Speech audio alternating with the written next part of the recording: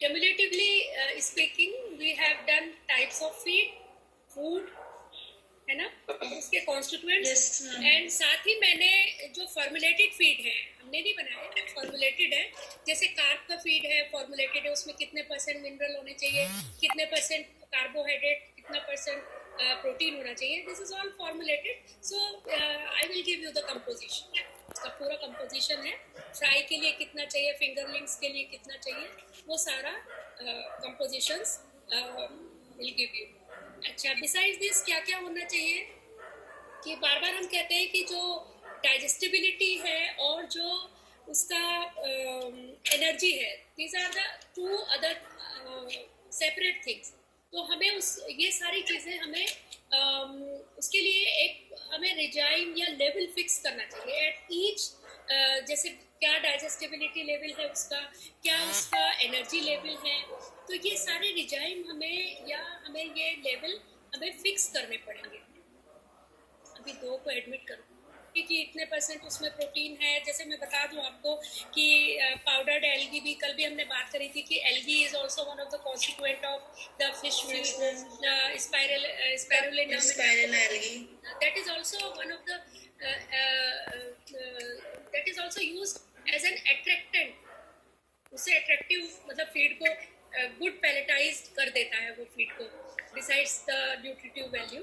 तो ये है. फिर एक्वेटिक वीड्स भी हैं उनमें, उनको फॉर्मुलेट, मतलब what are the ingredient of a carb feed, वो सब मैंने पूरा कैटेगराइज किया हुआ है. दैट आई विल प्रोवाइड, इतना चाहिए अमाउंट, वो सारा है, तो आई विल प्रोवाइड. तो ये तो बात हो गई कंपोजिशन की, कार्ब की फीड की, और उसके इंग्रेडिएंट क्या क्या है वो सारी चीज़ें हम बताएंगे. नाउ इसके अलावा एडिक्वेट एंड बैलेंस डाइट के लिए हमें कंप्यूट करना होगा फिश फीड के, जो जैसे पहले भी हमने डिस्कस किया कि the protein is very important for the fish feed, क्योंकि है तो कार्बोहाइड्रेट भी, और but they are alternative, you know. Main जो फ्लैश को जो बनाता है that is protein in case of fishes. पिछली बार भी हमने डिस्कस किया था. तो crude protein is very very essential. So to formulate, to compute the amount of the protein in a feed is very very important. तो उसके लिए भी रिसर्चेस हुई और उन लोगों ने बहुत अच्छे जो कंप्यूटेशंस दिए हैं कि कैसे हम फॉर्मुलेट करेंगे, वो हम आपसे कराएंगे अभी. देयर इज अ मेथड, वो भी बताते हैं आपको क्या क्या है. सो क्यों, बिकॉज जो फीड है that is directly related with the growth, और growth का होना means that is an applied aspect. The nutrition is a totally applied aspect, क्योंकि हम इसको applied fisheries में क्यों पढ़ते हैं, to increase the growth or to increase the income, ये उस पर इफेक्ट पड़ेगा, तो इसलिए. सो इसके लिए हमें बहुत सारी जो टर्म्स हैं उसके लिए उसको हम जब हम प्रैक्टिकल लेवल पे करते हैं, अभी तो हम थ्योरेटिकली अब पढ़ रहे हैं कि भाई ये चीज़ें होनी चाहिए, मगर जब हम प्रैक्टिकल लेवल पे पढ़ते हैं तो उसके लिए हमें बहुत सारी देयर आर सर्टेन टर्म्स जो कि हमें आनी चाहिए, ज़रूरी है उसके लिए. वो क्या टर्म्स हैं, जैसे कि उनको हमें दैट शुड बी डिटरमाइंड. जब तक हम उनको नहीं हम समझेंगे तब तक हम कुछ फीड फॉर्मुलेशन नहीं कर सकते. तो व्हाट आर दैट टर्म्स. एक टर्म तो मैंने पहले ही कहा था, FCR, फीड कन्वर्जन रेशो या फीड कन्वर्जन रेट बताया था मैंने.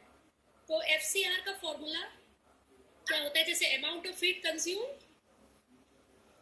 Upon weight gain by the fish, कितना वेट उसका ने गेन किया है, तो this is known as the FCR और द फीड कन्वर्जन रेशो. क्या पता चला, एक होता है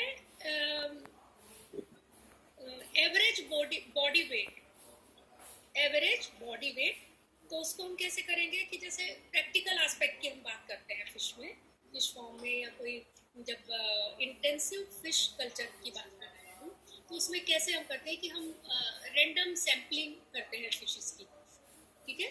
तो एवरेज बॉडी वेट का में क्या क्या फॉर्मूला हम लगाएंगे, कैसे हम उसको पता करेंगे किसी भी फिश फॉर्म में जहाँ पे कि हम कल्चर कर रहे हैं. तो उसमें क्या होता है कि total weight of fish randomly sample upon total weight of fish randomly sample upon number of of fish sample, total weight ले लेते हैं एंड नंबर ऑफ फिश ले लेते हैं, तो उससे हमें एवरेज जो बॉडी वेट है एवरेज वो निकल आता है.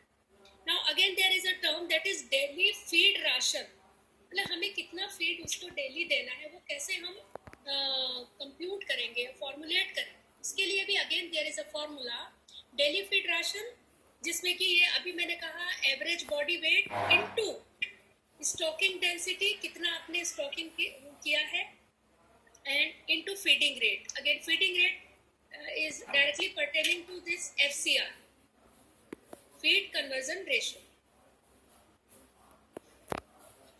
So क्या क्या सीखा आपने? एवरेज बॉडी वेट निकालना सीखा, DCR से निकालेंगे. तो अगर हमें ये सारी वैल्यू पता है तो हम TFR भी निकाल सकते हैं. कैसे निकाल सकते हैं TFR? उसका फॉर्मूला है DFR, daily feed ration, into feeding durations. कितना फीडिंग ड्यूरेशन है, कितने ड्यूरेशन पे आप, कितने टाइम इंटरवल पे आप फीड को कर रहे हैं, तो we can calculate the TFR. So these are certain terms which are very important for the determination of this feed formulation, isn't? तो ये सारे अगर आता है क्वेश्चन तो हम ये सारे फॉर्मूले भी देंगे, जिसमें कि हमने पहले ही बताया बार बार कि FCR इज वेरी इंपॉर्टेंट, मगर बिसाइड्स FCR ये सारी चीज़ें बहुत इंपॉर्टेंट है. और हमें क्या क्या करना होता है, मतलब उसके लिए फीड फॉर्मुलेशन के लिए पहले तो हमें फीड के टाइप पता, ये भी एक फॉर्मुलेशन में ही आता है कि फीड के हमें टाइप्स पता चल गए कि हम आर्टिफिशियल फीड बना रहे हैं. देन हमको बहुत सारे स्टेप्स हैं कि हमें मतलब क्या क्या उसमें स्टेप्स लेने चाहिए कि हर लेवल को हमें डिटरमाइन करना है, मतलब डिजाइन को पहले से ही हमें डिटरमाइन, चाहे वो एनर्जी लेवल है, चाहे वो प्रोटीन लेवल है, चाहे वो एमिनो एसिड का लेवल है. तो ये सारी चीज़ें, these are the steps in the formulation of feed. These steps must be taken. कैसे, एक बार और कर लेते हैं. तो कैसे balancing the crude protein amount. सबसे पहले हम जो इंग्रेडिएंट लेंगे उनमें हम क्रूड प्रोटीन अमाउंट को बैलेंस करेंगे सबसे पहले. उसके बाद हम ये भी करेंगे कि चलिए हमने क्रूड प्रोटीन को अमाउंट को बैलेंस कर लिया मान लीजिए, तो उसके बाद हम उस पर ये देखेंगे कि प्रोटीन के जो इसेंशियल एमिनो एसिड्स हैं जो कि रिक्वायर्ड है फीड के लिए, उन जो इंडिस्पेंसिबल हैं, दे आर वेरी इम्पॉर्टेंट, सो उनको हम उनकी अवेलेबिलिटी चेक करेंगे. सो पहले तो हम डिजाइन जो ये लेवल्स हैं, एनर्जी लेवल है, जो भी लेवल है, प्रोटीन लेवल है, ये सारे लेवल को हम पहले से ही एंटिसिपेशन में ही उसको डिटरमाइन करेंगे. Then we also determine the total crude protein का level कितना है. Then also check the availability of the amino acids, whether they are incorporated or not. And then the पूरा एक diet mixing sheet should be prepared. एक जैसे Excel में sheet बना लेंगे और उसको हम daily लिखेंगे कि इतना है, इतना इतना, इस तरीके से हमारा जो observation है उसकी हमें sheet भी एक prepare करनी होगी. These are the steps which we must include in our during the formation of this formulation of the feed. Then pellet की जो quality है and acceptability क्या है, इस चीज़ को भी हमें we must take into consideration. और बस इसके अलावा क्या है कि हम कहते हैं कि भाई कॉस्ट इफेक्टिव होना चाहिए. अब ऐसे थोड़ी, ऐसे तो इंडस्ट्री बैठ जाएगी. अगर जैसे प्रोटीन जो कि बहुत इसेंशियल है, that is very expensive part of a feed, तो we must have some strategies to replace that part if that is very expensive. तो cost effective formulations must be there, otherwise तो बिल्कुल ही फिर सब बेकार हो जाएगा सब चीज़ें. तो ये सारे लेवल्स तो होने ही चाहिए, मगर साथ ही साथ बेस्ट